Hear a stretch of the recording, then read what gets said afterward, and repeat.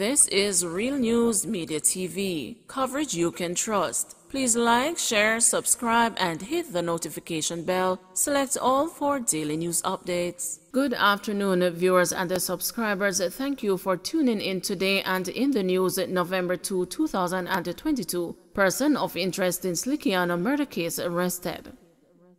Rasheen Patterson, the person of interest in the murder of social media influencer Anika Slickiana Townsend, is now in police custody, law enforcement sources have disclosed. He was apprehended by the police at a guest house in Hanover about 1 a.m. on Wednesday, the sources say. It comes a day before he was expected to surrender to the police. Townsend's body was recovered from the sea in Reading, St. James on Friday, October 21. It is reported that about 9:30 a.m., persons went to the beach and discovered a decomposing body floating in the water.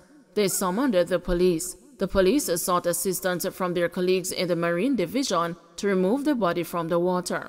A towel covered in what appeared to have been blood and a wig were among the items removed from the scene. Cop shot by gunmen in downtown Kingston recovering well. The colleagues of the policeman who was shot by gunmen on Tuesday near the Kingston Central Police Station are breathing a sigh of relief as he is still alive and responding well to treatment in hospital.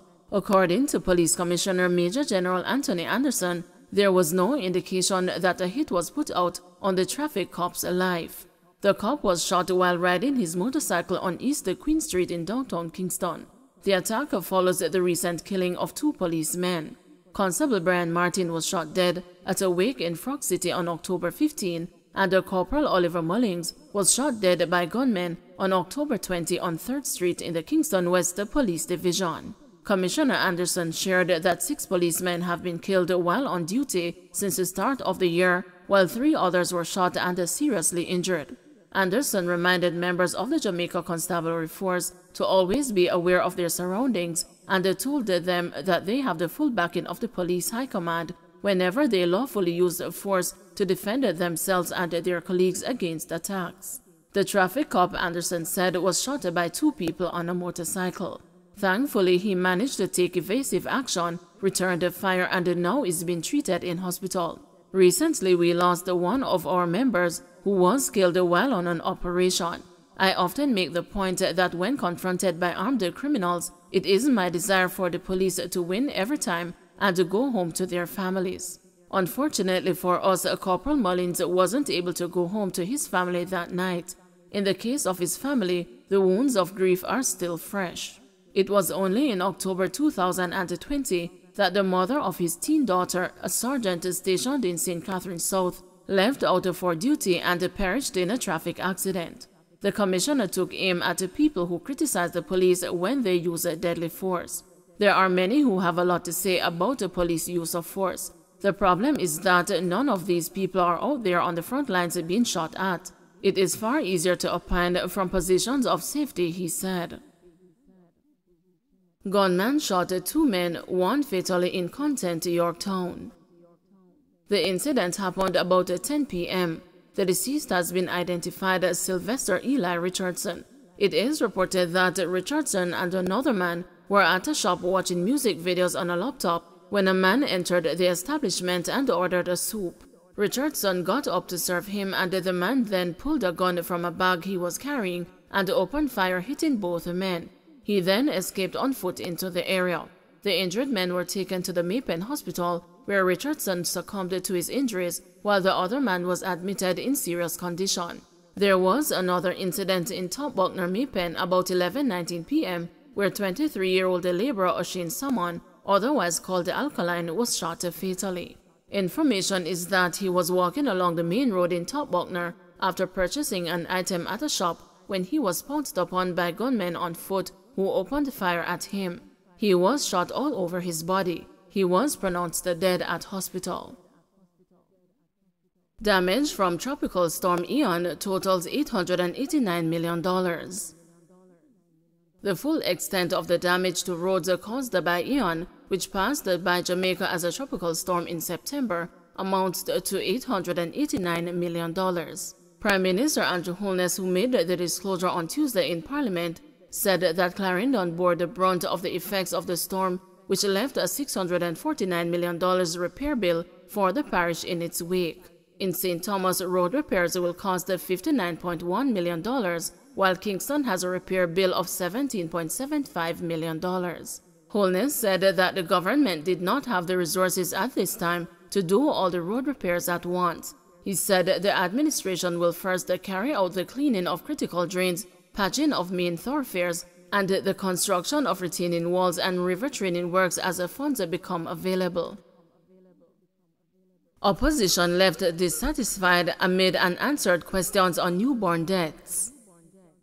Intense debate on the precise time that Health and Wellness Minister Dr. Christopher Tufton was first informed about an outbreak of a bacterial infection at the Victoria Jubilee Hospital ended abruptly on Tuesday in Parliament, with Deputy Speaker of the House Juliet Holness ruling that the question time had expired. Opposition leader Mark Golding wanted Tufton to tell the country the exact time he was told about the outbreak that claimed the lives of 9 neonates in July this year. 7 newborns died from Klebsiella pneumoniae and 2 from Acinetobacter. Under your watch in July, there was an outbreak at the premier maternal institution in the country, and you are telling this House that you did not know about it until the end of August. In that context, is that what you are saying? Golding asked. Responding, the Health and Wellness Minister said, I am a member of an administration that considers all issues and we act in the best interest of the country, and I have always acted in the best interest of the public health of the people of Jamaica. 2 related deaths were recorded at VJH in August and 2 in September. In a statement to Parliament on the deaths of 13 neonates between July and September, Tufton said that the Southeast Regional Health Authority discovered a bacterial infection in the neonatal intensive unit in July, which triggered an investigation. However, Tufton told his parliamentary colleagues that he was briefed on the outbreak in August. Golding did not relent as he pressed Tufton on the issue. Minister, you have not answered my question. 9 babies died under your watch in July, and you are telling me that you did not know about it until the end of August. Are you saying that, Minister? Tell this House if that is what you are saying. Tufton's response was terse. I think I have responded to the member. The opposition leader insisted that the minister should answer his question, but the deputy speaker intervened, saying the time for fielding questions was complete. She instructed members of the opposition to table further questions for responses from Tufton. Leader of opposition business Philip Polwell disagreed with the deputy speaker's ruling, saying that the House cannot be conducted this way. I want to understand on what basis a time has been set and what time that the speaker has established for this period, because this matter is one of national importance and it can't be left to the speaker's sole discretion, he added. Opposition spokesman on health Dr. Maurice Guy, who had quizzed Tufton earlier on when he first knew about the bacterial outbreak at Victoria Jubilee Hospital, said he would have expected the technocrat to inform the minister expeditiously if they held him in high regard.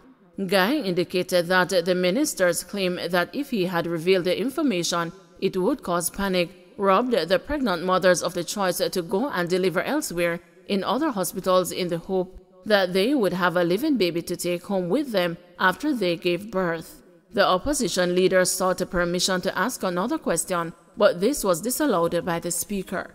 When the news contacted Golding to find out the question he wanted to pose, which was not allowed, Golding said his final question would have been, how could the baby's deaths in this outbreak be styled as a normal statistic, as he described them, when his statement indicated that the causes of the outbreak include the reuse of single-use items and a failure to implement adequate supervised cleaning and disinfecting activities. Meanwhile, Tufton said there was no outbreak of Klebsiella pneumoniae at the Spanish Town Hospital, as suggested by his opposition counterpart. He expressed condolences to the families and loved ones of the babies who died as a result of the bacterial infection. Don't forget to like, share, subscribe, and hit the notification bell. Select all for daily news updates.